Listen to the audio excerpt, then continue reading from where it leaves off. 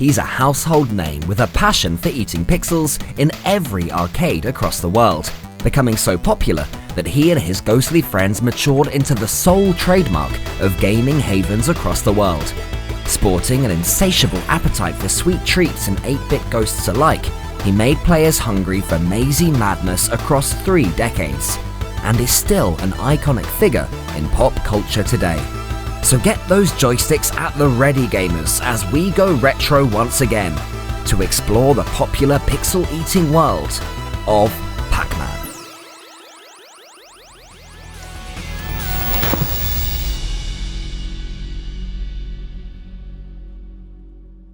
While arcades first appeared back in the 1930s, machines then were primarily mechanical, coin-operated cabinets that didn't require any electricity. Pinball was the popular choice, but this still sat in between the classic fairground games of Duck Hook and the Coconut Shy. It wasn't until the 60s that arcades introduced a number of electrical-powered machines. Shooting games with plastic guns to point at the screen were the big craze at the time, and even today are still commonly found in arcades. Racing games with steering wheels were the next innovation to sweep across arcades. Players enjoyed the immersive technology and the feeling of actually being in a game. These early examples provided a completely different arcade experience to anything that had come before. But shooting and racing were primarily seen as adult, male-orientated activities. It wasn't until the 70s that games became designed for younger audiences. During the mid-70s, gaming giants Atari managed to establish a stranglehold across the entirety of North America's arcades, with endless rows of asteroids and space race cabinets crammed into every gaming hangout.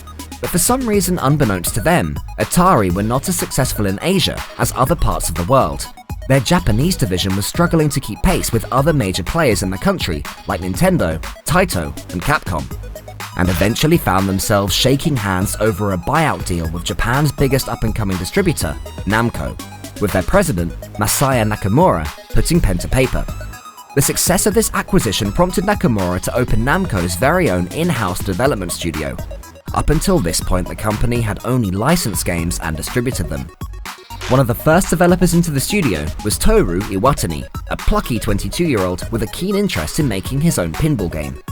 But Namco wasn't as keen as he was on this idea, understandably wanting to keep on top of the block breaker frenzy that had drawn millions of people to arcades. A compromise was eventually struck, and Iwatani created Namco's first ever self-produced game, GB, a hybrid of the pinball and block breaker genres.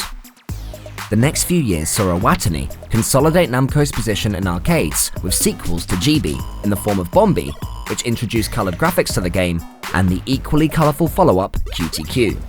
This third game in Namco's original trilogy featured the company's first characters, with yellow creatures known as Walkmen and pink ghosts going by the name of Minimons. This sparked an idea in Iwatani's mind for the type of game he wanted to make next.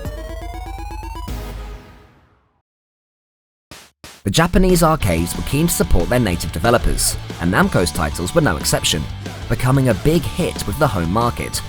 Arcades were being filled with Namco's games, which sat alongside the household names of Space Invaders and Asteroids. Namco's president Nakamura was proud of his company's fast growth in the development sector, but Iwatani didn't share the same enthusiasm. His perception of arcades was negative in comparison, with a belief that they were seedy environments, full of men who visited only to get their fix of violence and crude graphics. Pretty much every game at this point involved shooting or destroying something in a roundabout way, and he wanted to move away from blasting aliens and blowing up spaceships. With a successful trilogy under his belt, Iwatani was granted some breathing space for his next project and decided to design a game that appealed directly to women, a market which he felt was completely unexplored by any developer up to this point. Before anything had been designed, Iwatani had already decided upon a name for his game, Pac-Man, taken from the Japanese phrase of paku paku taberu, which, when translated to English, describes the action of opening and closing the mouth. Iwatani had a name, target audience, and concept, all ready to be worked into a smash hit. His main focus though was wanting to recapture the magic of his colourful QTQ game, and for this, he sought the aid of Namco's Galaxian developers.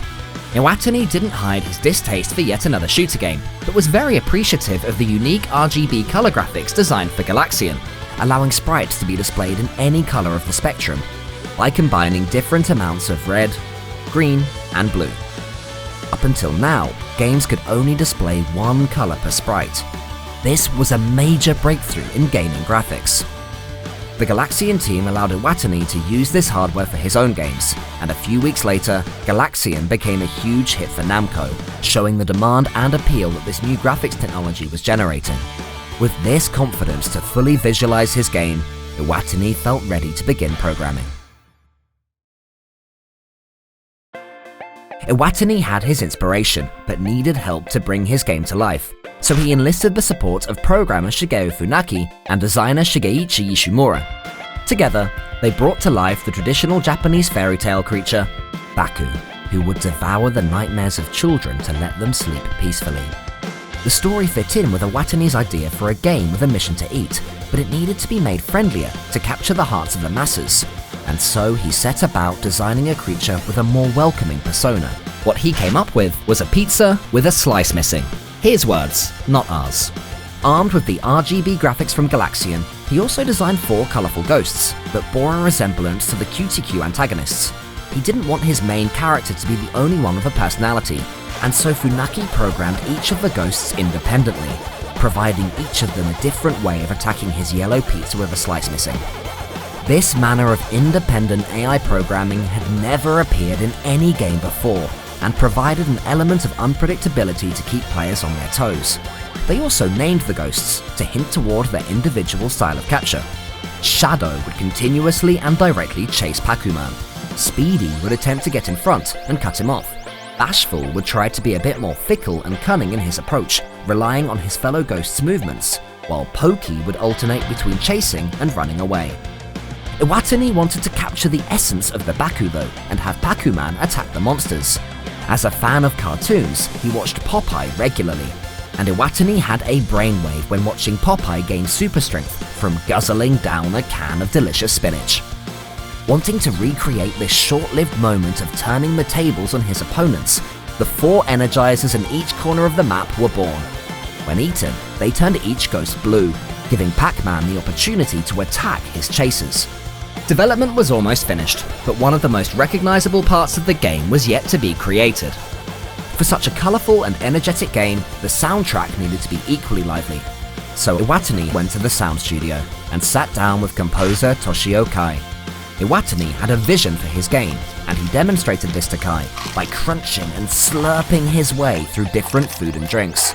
With the sound design locked in, the final piece of the jigsaw had fallen into place, and the game was finished. But after noticing that his character looked more like a hockey puck, Iwatani wanted to change the name, so he renamed it Pac-Man. All that remained was for Pac-Man to waka waka his way to his audience.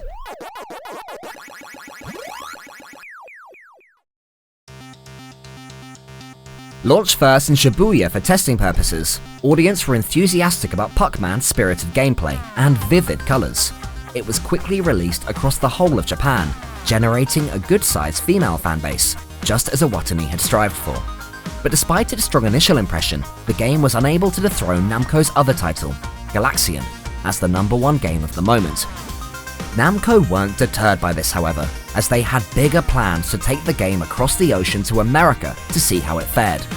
The North American division of the company were keen to get their hands on it and showcase it at one of the biggest expositions in the country, the Consumer Electronics Show in New York, but a few changes were needed before it could go on show.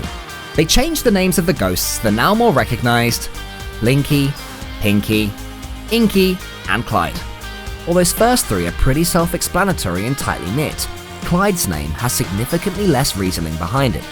His name's origins have been the subject of many debates, with some claiming his outcast-type name fits with his significantly different style of capture. But in all truth, there's never been a concrete announcement made, and it will likely remain a mystery. Anyway, the key change was forced on Namco America though, as it turned out that the name provided a prime target for vandalism and graffiti. No prizes for guessing what part of the title was in danger of being defaced. Like most key decisions at Namco, the final say went to President Nakamura, who decided to give a nod to Iwatani's original name, Pac-Man. In 1980, at the American Consumer Electronics Show, Namco showcased Pac-Man, a colourful, mazy bit of madness that they hoped would offer something different and draw in a new demographic of gamers as it had done in Japan. However, Namco weren't pinning all their hopes on Pac-Man and brought a second game with them, Rally X. Similar to Pac-Man, Rally X was also a maze-type game, but had players control a car racing around a circuit searching for a flag while avoiding other cars. It all sounds a bit similar. Iwatani was a part of the development team for this game, and believed, like many others, that it would be more commercially successful than Pac-Man, as they assumed that male-centric games were still the way to go. Both games received a lot of attention, and it was indeed Rally X that distributors were more excited about. While many were quick to shun Pac-Man in favour of the racing alternative, there was one willing to give Pac-Man a shot: Midway.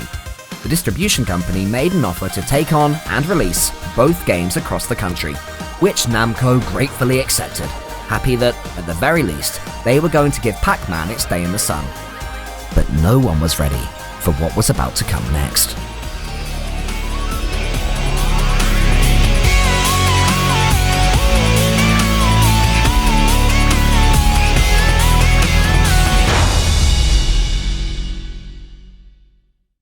Toru Iwatani had designed the colourful and inviting Pac-Man games to welcome a female demographic into arcades and change the record on this male-orientated environment. Having taken the lively character and his 4 ghostly foes across to America, Midway picked it up and were ready to distribute it across the United States. Under the shadow of Rally X, it was late 1980 when Pac-Man first appeared in a few dozen American arcades. With production focusing on cabinets for the racing game, Midway was surprised when the attention of gamers shifted. At first, Midway couldn't keep up with the demand for Pac-Man, but quickly redoubled their efforts. All other arcade cabinet orders were put on hold as Pac-Man swept across the nation. Within a year, over 100,000 of the game's cabinets were in arcades, and while charging just a quarter to play, had earned over $1 billion from quarters alone. For comparison, Asteroid sold 70,000 cabinets in its entire lifetime. Pac-Man rapidly surpassed this space shooter as the best-selling video game in America. Crucially though, for Iwatani, the game was attracting more female gamers to arcades. Showing no signs of slowing down, the next year saw an estimated 30 million active players jostling with the Pac-Man joystick as worldwide sales closed in on 500,000 units, making it the best-selling arcade game of all time, less than 2 years into its existence. This record still stands today, with Taito's second-place game Space Invaders some $1 billion behind in revenue when adjusted for inflation. But with every major video game success, there comes the demand for sequels, and Pac-Man was no different. Blown away by the financial success of Pac-Man, distributors Midway were keen to get going on a follow-up, and licensed American game developers General Computer Corporation to get to work. The female audience was still a major factor in their direction, and they wanted to maintain the established fanbase. Tackling the conundrum very directly, they came up with Ms. Pac-Man, adding some subtle red lipstick and a bow to the yellow character's appearance. They did make some major changes to the game mode, programming in an additional set of warp tunnels to venture into, and creating different coloured maze levels rather than the same glowing blue on repeat. Now in all of this, you might be thinking, what about Namco? They owned Pac-Man, character and all. Well, not one to pass up an opportunity for a profit, Nakamura actively helped shape the game and offered input on the Ms. Pac-Man character, in an agreement that gave Namco a massive chunk of royalties from the game. In return, Midway were free to do what they wanted. Perhaps unfairly though, game creator Iwatani was not consulted on any of this, and continues to refuse to answer any questions on the sequel. Nakamura's foresight to agree a deal was rewarded almost instantly, with the game lauded by critics and many fans flocking to the next iteration of the game. The male fan base mainly stuck to the original, while the women now had a game of their own. Ms. Pac-Man was never going to reach the same heights as the original, but still sold over 125,000 cabinets. Midway were now full of confidence and worked closely with the General Computer Company to make new sequels. There were the likes of Mr. and Mrs. Pac-Man, the first two-player version of the game, Baby Pac-Man, Professor Pac-Man, and Junior Pac-Man. These were made quickly and distributed across America over the next few years. But Namco were furious. They hadn't agreed to multiple sequels, only the original Ms. Pac-Man. They terminated their deal with Midway. The good news for them was that the original Pac-Man continued to stand the test of time. While Pac-Man follow-ups were filling in every nook and cranny that arcades had to offer, at center stage was still the original cabinet. It was the most popular, and for some, it became more than just a game. It posed an endless challenge to be the best. Aged just 15 years old when Pac-Man first appeared in his local South Florida arcade, a young gamer called Billy Mitchell was in awe of the bright colors and digitalized soundtrack that attracted everyone in his town. At first, it was fun, but then he and his friends started competing to see who could get the highest score. Billy spent hours analyzing the patterns of the ghosts, disregarding the game's outer layer of colorful, vibrant fun, and recognizing the potential for a methodical approach rather than unthought-out reactions. He soon recorded scores his friends were truly astounded by and became something of a local legend, with school friends gathering around him to catch a glimpse of his mastery. Keen to see how far he could take this, he became friendly with Walter Day, the owner of an arcade called Twin Galaxies that was trying to record the highest gaming scores from across the country. In 1983, an 8-year-old had claimed to have achieved a score of 6 million on Pac-Man, receiving national praise and a congratulatory letter from President Ronald Reagan. But while everyone else was busy applauding this young gamer, Billy was skeptical. He worked hard, and in a few months, proved through theory that the game actually had a maximum point ceiling of 3,333,360 points. This was only possible on a perfect, no-death run, eating every fruit, pixel, and all 4 ghosts with every energizer, or power pellet, as they were otherwise known. Billy was able to prove this by showing that level 256 was a kill screen, where the right-hand side turned to random numbers and letters, proving impossible to get past. This occurred due to the game running out of memory, and in testing, Namco had never dreamt that anyone would get that far. The casual gaming market that Pac-Man had originally intended to appeal to had now opened up a new chapter in competitive gaming. Male audiences who were previously unswayed by the family-friendly cuteness now had a target to become the first player to achieve the perfect score. However, it would take another 16 years for anyone to come close to the perfect score, with Canadian gamer Rick Fothergill setting a score just 90 points shy of perfection in early 1999. Wanting to be the first to achieve the seemingly impossible total, Billy trained hard, and just 8 weeks after Fothergill had set the bar, Billy smashed it at an arcade in New Hampshire, achieving Pac-Man perfection and becoming a part of gaming history at the same time. Off the back of this, Namco invited him to the Tokyo Game Show. Here, Iwatani presented him with an award for the best video game player of the century. Billy used this opportunity to announce a challenge for anyone to beat level 256 by the end of the year, with a prize of $100,000 up for grabs. Knowing full well it was unbeatable, the prize went unclaimed, and Billy kept his money. But Billy had done more than just set challenges. He'd been the catalyst for competitive gaming that was soon to begin sweeping its way across the world. Many arcade games had been ported across to a selection of consoles in the 80s, like the Atari 2600, but it was now the turn of the millennium, and the state of gaming was changing rapidly. The golden age of the arcade had ended, and home consoles were quickly becoming the norm. Whilst many arcade favourites were left at the curb, Pac-Man was able to successfully make the jump across platforms, continuing its popularity onto the 6th generation of home consoles. But Iwatani wanted more for the game, feeling it was only a matter of time until it became just a poster character for Namco. In 2006, Pac-Man was released to the Xbox 360, and a few months after this, Namco made the announcement that they were running a world championship for the game to find the top 10 best players from across the globe, and they were flown to New York to compete against each other in 5 rounds of sudden death gameplay.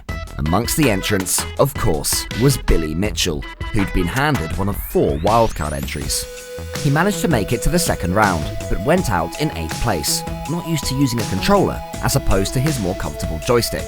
Instead, the top spot went to Carlos Romero of Mexico, who won a unique Pac-Man themed Xbox and 100,000 Microsoft Store points to go with it, presented to him by Toru Iwatani. But the real reason behind the World Championship came to light at the awards ceremony, where Microsoft and Namco used the media attention to announce that Pac-Man World Championship Edition would be dropping into the Microsoft Store the very next day. This would be Iwatani's final game in the franchise, and his final game for Namco after 3 decades at the company.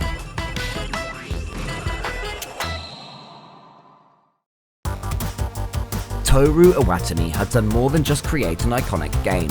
He'd made the first ever gaming mascot. During its arcade days, Pac-Man was firmly rooted in pop culture, with frequent appearances in the music, TV, and film industries, as his popularity proved boundaryless. He spawned 2 animated TV series of his own, as well as numerous appearances across modern cinema, including Wreck-It Ralph, and of course, that very questionable Adam Sandler film, Pixels. There was even a Pac-Man cameo in the globally popular Marvel Cinematic Universe, with Guardians of the Galaxy 2 giving a major nod to the retro arcade character in its final fight scene. Even Google celebrated the game's 30th anniversary with a unique, personalized, playable doodle. And to date, Pac-Man has 10 Guinness World Records attributed to it, including officially having the most coin-operated arcade machines in existence. Pac-Man may not be the first game we load up on our consoles right now, but Toru Iwatani created a character that's more recognizable today than it was in arcades 30 years ago. It began as one man's passion project to transcend the violent, male-oriented games of arcades and extend an invite directly to women. But in the end, it did even more than that. It brought demographics together who otherwise would have remained apart, and launched a worldwide obsession for competitive gaming, which you might not be surprised to hear is quite a big deal to this day. Pac-Man isn't likely to get a major reboot anytime soon, but its cultural appeal means it really doesn't need to. It will continue to remain an icon of not just Namco, but the gaming universe as a whole. And this humble, colourful title shaped the world in a way that no other game ever could. Pac-Man, Ms. Pac-Man, and Toru Iwatani, we salute you.